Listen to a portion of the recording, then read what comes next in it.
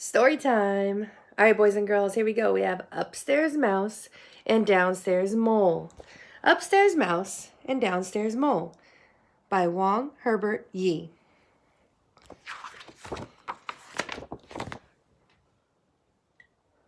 There we go. Upstairs Mouse and Downstairs Mole. Clean and tidy. Mouse and Mole are neighbors. Mouse lives in a house inside an oak tree. Mole lives in a hole under the house of Mouse.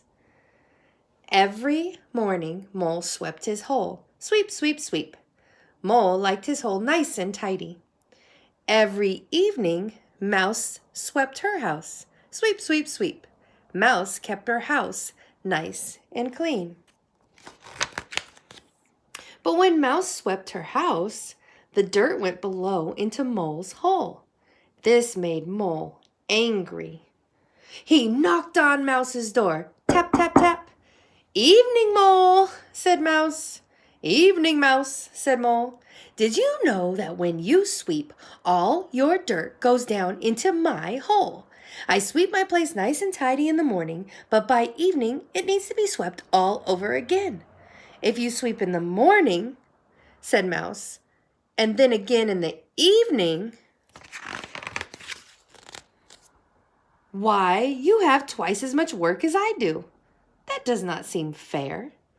Together they sat down on the stoop. Mouse twirled her tail. Mole rubbed his snout. "I have an idea," squeaked Mouse. She told Mole her new plan. They shook paws. "Good night," said Mouse to Mole. "Good night," said Mole to Mouse. The next morning, when Mole woke up, he did not sweep his hole. Tweet, tweet. At 12 o'clock sharp, he grabbed his broom and knocked on Mouse's door. Tap, tap, tap. "Good afternoon," said Mole to Mouse. "Good afternoon," said Mouse to Mole. Mouse ran to fetch her broom. Together they swept Mouse's house until it was nice and clean. "Why, it only took us half the time it takes me to sweep my house," said Mouse. Next, they marched downstairs and swept Mole's hole until it was nice and tidy. Together, it had taken less time to sweep both places than it took for each of them to do just one. "That was fast," said Mole. "Our houses are clean and tidy. Thanks to you. Now what?" "I've been thinking of a garden," said Mouse. Outside, Mouse and Mole circled the tree. Mole rubbed his snout. "Where should we put it?" "How about in back?" said Mouse, twirling her tail. "Then we will have a backyard." "Good thinking," exclaimed Mole. First, they dug up a patch of grass. Next, they raked the dirt until it was soft. Mole dug a row of holes. Mouse dropped a seed into each one. Then it was Mouse's turn to dig and Mole's to plant. Back and forth they went until the garden was finished. "Whew," said Mole. "That was hard work." "But only half as hard, thanks to you," said Mouse. They decided to take a nap. Mole went down to his hole. Mouse went inside her house. Both were much too tired to bother with the dirt they tracked into their clean and tidy homes. The invitations. Mouse found an invitation in her mailbox. It was from her neighbor Mole. "Dear Mouse, if you are not too busy, please come join me for lunch to celebrate our new garden. Your neighbor, downstairs, Mole." Around noon, there came a tap. Knock, knock, knock.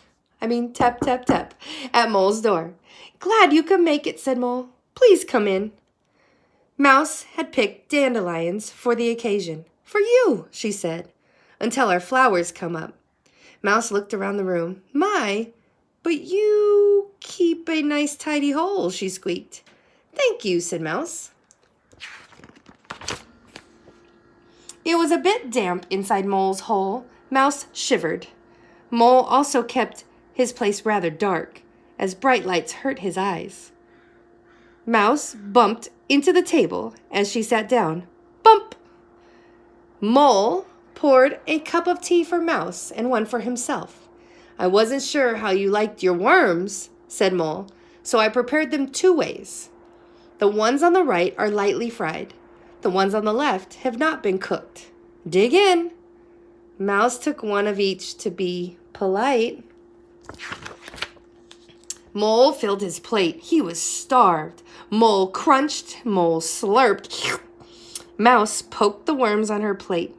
The one on the left wiggled and squirmed. Mouse's stomach began to wiggle and squirm. The one on the right looked greenish-gray, and Mouse's face turned greenish-gray. Achoo! The damp air made her sneeze. Goodness, Mouse, said Mole, you do not look well. I don't feel so good, moaned Mouse. Please excuse me, Mole, but I think I had better go upstairs and lie down. She bumped into the door on her way out. Bump. That evening, Mole found an invitation in his mailbox. Dear Mole, I am feeling much better. Please join me for dinner at 6 o'clock to continue our garden celebration. Your neighbor, upstairs, Mouse. At 6 o'clock, there came a tap, tap, tap at Mouse's door. Right on time, said Mouse. Please come in. You are looking much better, said Mole. Thank you, said Mouse. The evening sun poured through the windows in Mouse's house. Mole covered his eyes. He walked smack into the wall. Mole bumped into the table as he sat down. Bump! Mouse poured a cup of tea for Mole and one for herself. I was not sure which cheese you preferred, said Mouse, so I cut up 2 kinds. The one on the left is cheddar, and the one on the right is Limburger. Help yourself. To be polite, Mole took a thin slice of each. Mouse loaded her plate. She was finished. Mouse nibbled. Mouse gnawed. She was famished. Mouse nibbled, and Mouse gnawed. Mole's head still ached from walking into the wall. He began to wobble in his seat. The bright light over the table hurt his eyes. The strong odor of Limburger made his stomach flip-flop. Plop! Mole toppled right off the chair. Mercy, Mole! Squeaked Mouse. Are you okay? Mole groaned. I feel a bit dizzy. Please excuse me, Mouse, but I think I had better go downstairs and rest. He bumped into the door on his way out. A bump. Kind, good neighbors. Mole woke up the next morning feeling refreshed. He looked around his tidy hole. How nicely dark and damp it was. Nothing like Mouse's house, which was warm and bright. Suddenly, Mole pictured Mouse shivering. He remembered Mouse sneezing, Mouse bumping into the table, and Mouse smacking into the door. Why, Mouse had not even touched the worms on her plate. Goodness, cried Mole, how selfish of me. He buttoned his jacket and rushed out the door. Mouse washed the dishes in the sink. Rays of sunshine streamed into the kitchen. How bright and cheery things looked. Not at all like Mole's dark hole. Suddenly, Mouse pictured Mole covering his eyes. She remembered Mole walking into the wall, Mole falling off his chair, and Mole bumping into the door. Why, Mole had not even nibbled the cheese on his plate. Mercy me, squeaked Mouse. What a thoughtless neighbor I've been. She zipped up her coat and raced out the door. Mouse tied a bow on her box and hurried downstairs. Mole finished wrapping his package. He went upstairs to call on Mouse. They bumped into each other outside. Why, hello, said Mouse to Mole. Hello, said Mole to Mouse. This is for you, said Mole. I hope you don't think me a thoughtless neighbor. Mouse opened the present. There were 2 candles inside the box. Bring them when you visit, said Mole, and my hole will be less dark and damp. Thank you very much, said Mouse. You are a kind neighbor, Mole. Mouse handed Mole her box. I hope I haven't been too selfish a neighbor. Mole unwrapped the package. Inside was a pair of sunglasses. Wear them when you visit, said Mouse, and my house will not seem so bright. Thank you very much, said Mole. You are a good neighbor, Mouse. Together, they strolled into town for dessert. Mouse had the cheesecake, As for Mole, a bowl of worms, lightly fried. Last chapter, the boat. Mole knocked on Mouse's door. Tap, tap, tap. "Good morning, Mole," said Mouse. "Good morning, Mouse," said Mole. "I hope you like surprises." "I love surprises," squeaked Mouse. "Don't tell me. Let me try to guess." "It has to do with water," whispered Mole. Mouse twirled her tail. It had not rained in 2 days. The flowers in the garden were starting to droop. She hopped up and down on one foot. "Is it a rain dance?" guessed Mouse. "Nope," said Mole. "Not a rain dance." Mouse waved her arms back and forth as if she were casting a line. "Are we going fishing then?" "Nope, not fishing either," said Mole. Mouse scratched her ears. She was hot from hopping up and down. Her arms were tired from waving back and forth. "Swimming?" she squeaked hopefully. "Wrong again," said Mole. "Follow me." They hiked along the path to the pond.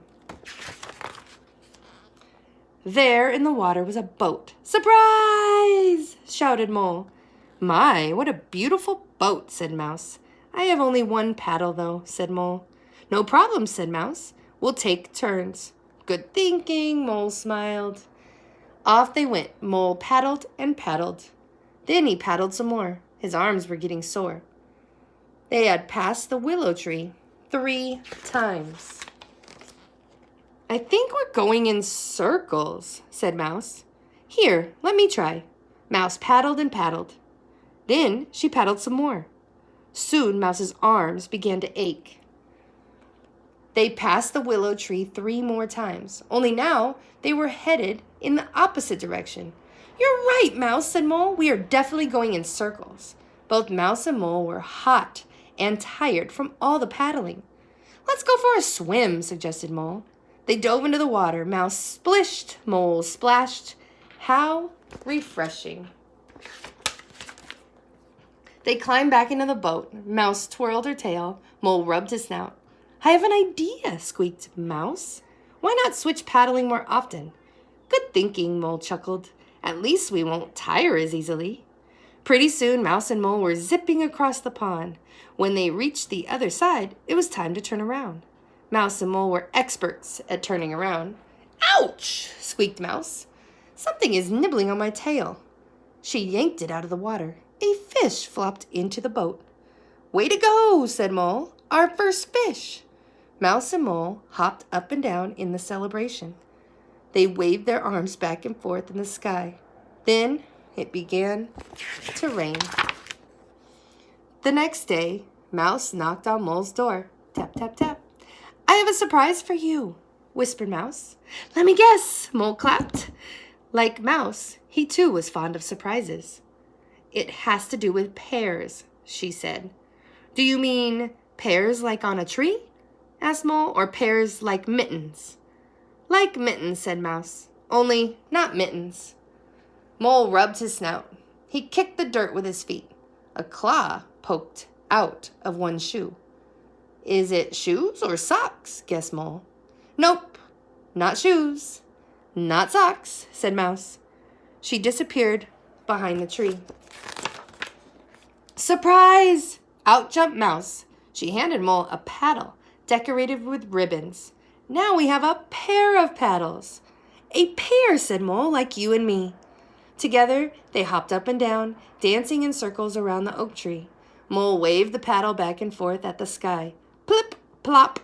Down came the rain once again. Mouse and Mole's garden never looked better.